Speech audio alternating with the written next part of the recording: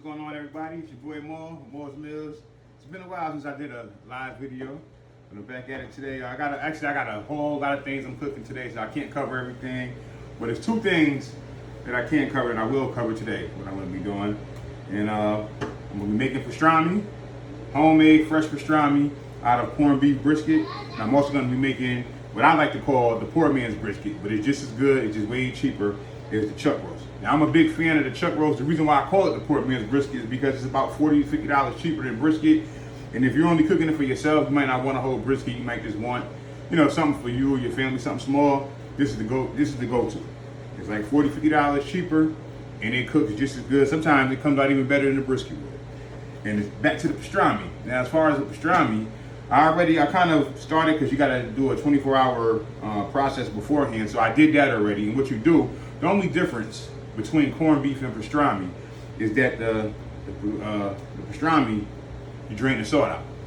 So you take 24 hours, and every hour you fill up, pail up with water, and you put the brisket in there, and you keep draining that salt every hour, changing your water. And I've done that already with the pastrami. So now I'm just at the point where I'm ready to season both and go ahead and get them on the smoke.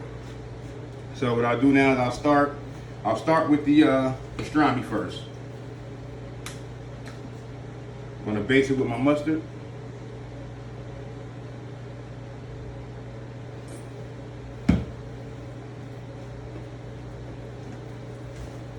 Give it a nice rub down, nice little massage.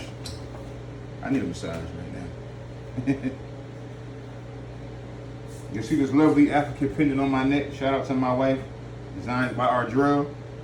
Check her out. You can follow her on Facebook and Instagram. Beautiful jewelry all around. So what we're doing, we're just giving this a lather down with some mustard.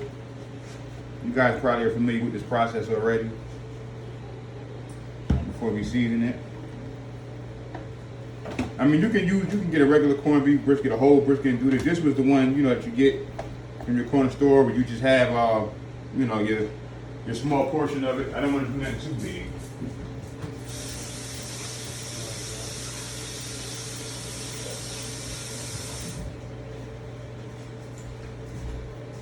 Because if you like me, I mean, who doesn't love pastrami? Every once in a while you get a taste for your pastrami, and And now I'm gonna go ahead and, for my seasonings, I'm using Killer Hog's Texas brisket rubs, basically, kosher salt, pepper, and garlic, which is really what you need for pastrami.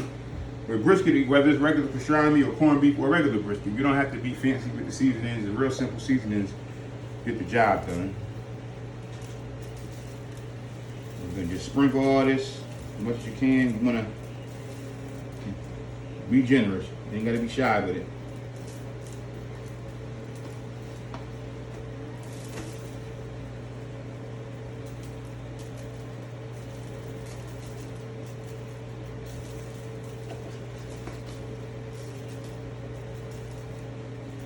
Who don't love pastrami?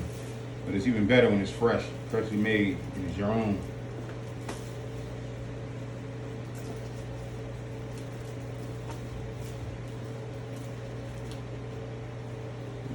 Pretty good. And then this is all set and ready to go in the smoker. I got my coals heating up outside. And now, I'm gonna turn my attention over to the chuck roast. Now, I'm gonna have a little fun with the chuck roast. What I'm gonna do is I'm going to inject it, what you see here, I'm going to inject it with some beef base and some sweet heat sauce, just to, put a little extra on it, a little Moore's Mills signature.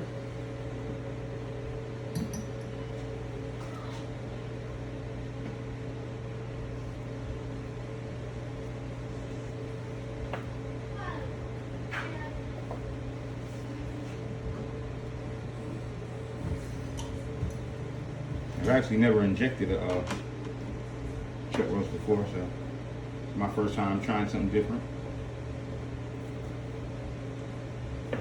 I think that's enough. The injection. I'm going to do the same thing. I'm going to rub it down with mustard.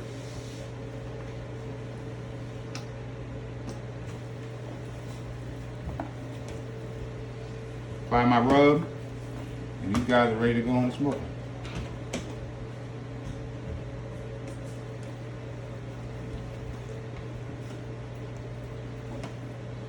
You cannot go wrong with a chuck roast, man. A lot of people, I mean, most people like it, but everybody prefers the brisket. I love brisket just as much as the next man, but I also love the chuck roast too.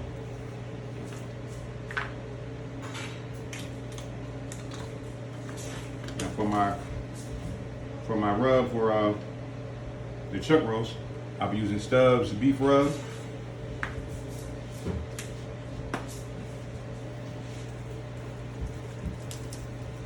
Same as with the brisket, be generous and season to your liking. You can use whatever rub that you like to use. I like to, try different ones and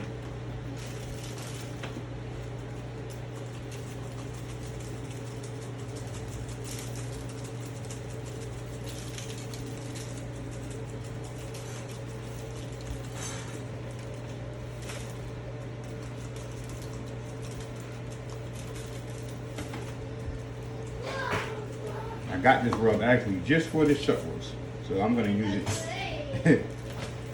I'm gonna be very generous with it. Make sure it serves its purpose. All right, and I'm rubbed down. You can see I got my pastrami rubbed down, my chuck roast rubbed down. Only thing left now is get that smoker ready, fired up, slap them on there. That's what we do for now. I'll be back with you guys once I get the smoker set up and get it all ready to go. It's been about an hour and a half. We got a long way to go. I just want to show you guys after an hour what's going on, how we looking. Here goes the pastrami. See the bark is starting to form. And we got a ways to go here. Yeah, 160. We're going for about 4 to 5 hours now. 153, not quite there yet. Let me try for another spot. 151 in our chuck. Nope, so we got 156. We almost ready to wrap it. Not quite yet. A little while longer. Close it back up. Keep our tent. We're gonna check it back in about another half hour and see. Got some smoked mac and cheese going too, as well. A lot of people know about the smoked mac already, Moore's Mill smoked mac, but right now, our internal temp of the pastrami and the chuck roast reached 160, so now I gotta remove them, and I want to get them wrapped and get them back on the smoker. Look at that. And I want to get them up to about 205. Look at the juices on it.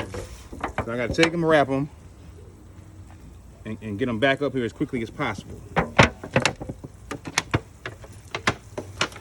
That's what I'm going to show you guys. But admire that smoked mac. Woo, that smoked mac. If you don't know about smoked mac, man, listen, you don't know what you're missing. All right, so I went upstairs. I wrapped them both up in foil. Now it's time to put them back on the smoker. We're going to get them on the smoker until they're about, I'm going for 204, 205. That's going to be another 4 or 5 hours. So let me slap these bad boys back on. Also take another look at that mac. Woo. Smoked mac, got my name on it. Yes, you do. Yes, you do. All right, so now I got them wrapped. And we're gonna keep them smoking, like I said, for another 4 or 5 hours until we get to about 204, 205. All right, so right now it's showing me that my pastrami is still not done yet, but this is the chuck roast I got the temp hooked up to. And the chuck roast is telling me we at 205, so we done with the chuck roast. We're about to pull that off right now.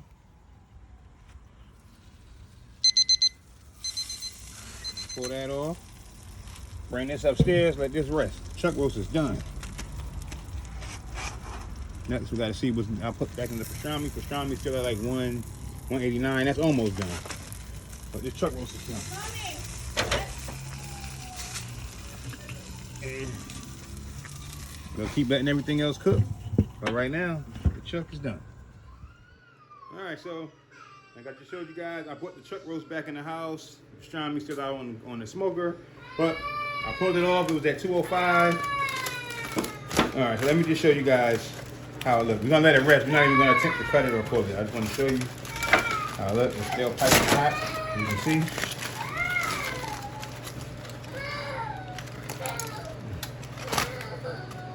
There you go. That's our chuck roast. juicy. Yeah. Yep, on the other side. We're gonna let that rest. I'm gonna wrap it back up, let it rest for, an hour or so, and then we'll cut into it. All right, we all set. We all done. It's been about maybe, I wanna say, anywhere between 8 and 9 hours. I really can't keep track now. It's been a long day. But here we go. You can see chuck roast. We got the pastrami. Which one y'all want me to cut first? Let's see. We get into it. I can show you how. Eeny, meeny, miny, mo. Get the tiger by the toe. If he hollers, let him go. Eeny, meeny, miny, mo. It always ends when you start, right? All right. So we get into the chuck roast first. Actually, I mean, it's so tender I could probably pull it, but look at that. Oh yes.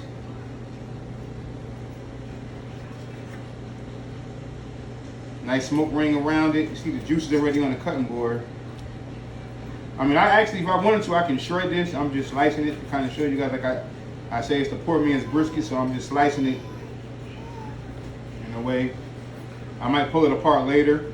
There's so much you can do with this once it's cooked. I mean, you can make, tacos. You can shred it, make quesadillas. You can serve it over rice. You can serve it in a sandwich. You can serve it with a salad. But I mean, just take a look.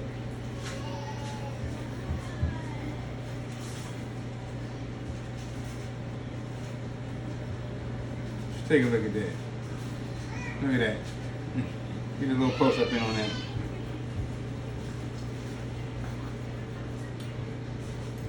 Yeah, look at that, it's beautiful. Nice smoke ring around it. And like I said, you can see how, like I said, the poor man's brisket, it actually resembles brisket. I mean, they both beef. Look, just, that's what it is. I get a little taste of that though. I can't just look at it and not take a bite. A little bite of this. Cheers to the weekend.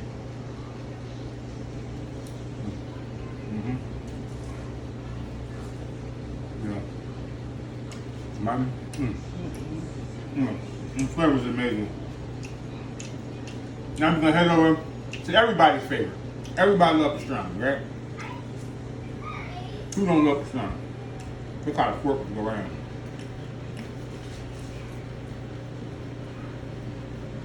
See that? Oh man. Look at that right there. Real close up on that. Look at that pastrami. Look at the fork. The fork just sinks right in there. Now you got nothing to do with pastrami. Get you some rye bread, some good mustard. That's what I'm gonna be doing. Woo! Yes. Man, look at that. Look at the juiciness. And like I told you, we smoked it to an eternal temp. This was 204. This was 200 on the dot. Man, I mean, look at that. So tender. I'm not even putting much effort into it. Cutting it. Look at that. Yeah. Pastrami on rye. That's homemade pastrami. And like I said, pastrami is easy to make. Anybody can do it. If you take some corned beef brisket, all you got to do is you just put it in a container and you just fill it with cold water every hour or 2 hours. You just drain the water and refill it. Drain all that salt out of the corned beef. Rub it down, baste it with some mustard, salt, pepper, garlic, seasoning. Smoke it until internal temp of 160. Then you wrap it in foil or wax paper and you continue to smoke it till it gets to 200. There you go. Once it's done, you got nice tender pastrami. Same with the chuck roast. You would smoke it the same way you would smoke a brisket, season it the same exact way, season it to your liking. You want to smoke it till they get to an internal temp of 160. Same situation as the pastrami. Wrap it in foil or wax paper, put it back on the smoker until it gets about 190. You want to try to keep your smoke temps, the temp of the smoker, at anywhere between 250 and 220, give or take, somewhere around those areas. I mean, man, come here, son. Try a piece of this. Okay. Try a piece of this. Whew. That's chuck roast. I got chuck roast and pastrami. Very good. And as you can see, I gotta try some of the pastrami. Dre, try some of this pastrami. Try a piece of that right there. It's good. Say hi to the people, Dre. Good, all right? Yeah. And that's all it is to it. I mean, you know, like I said with pastrami, I mean, only thing I'm gonna do with pastrami, you're gonna make sandwiches with it. You can probably do whatever you want with dinners, but I'm making a sandwich. I'm getting me some rye bread and some mustard, a little Swiss cheese, pastrami all day. I wish I could taste this. I mean, I just want to thank you guys for tuning in to an episode of Moore's Mills. Thank you for supporting. Looking forward to many more shows and showing you guys what I have to offer. But this is amazing. I mean, one more cut. Look how the fork just it sinks in there like a sinkhole. Right? That's how tender it is.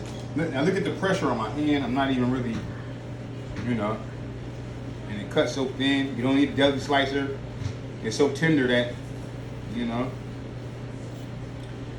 But thank you guys. Catch you guys on the next episode.